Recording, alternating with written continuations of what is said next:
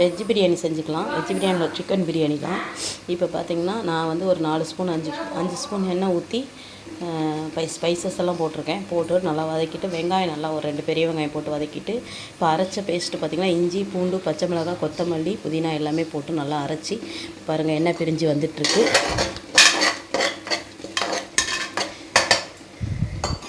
அதுக்கப்புறம் இந்த பக்கம் முட்டை வெந்துக்கிட்டு இருக்குது. இந்த பக்கம் சிக்கன் குழம்பு ரெடி ஆகிடுச்சு பாருங்கள், சூப்பராக. இப்போ நல்லா எண்ணெய் பிரிஞ்சு வந்தோடனே நம்ம தயிர் போட்டுக்கலாம். இப்போ நல்லா எண்ணெய் பிரிஞ்சு வந்துருச்சு. இப்போ நம்ம பிரியாணி மசாலா கொஞ்சம் சேர்த்துக்கலாம். அதை சேர்த்துட்டு கொஞ்சம் அதோட தயிர் சேர்த்துக்கோங்க. தயிர் சேர்த்திங்கன்னா கொஞ்சம் நல்லாயிருக்கும். லெமன் சேர்க்கணும் சேர்த்துக்கோங்க, தயிர் சேர்த்துக்கோங்க. தயிர் சேர்த்திங்கன்னா கொஞ்சம் சாதம் உதிரி உதிரியாக வரும், நல்லா நல்லாயிருக்கும். இந்த மாதிரி தயிர் பிரியாணி மசாலா எல்லாம் சேர்த்துட்டு அதுக்கப்புறம் நம்ம எண்ணெய் பிரிஞ்சு வந்தோடனே அரிசி போட்டுக்கலாம்.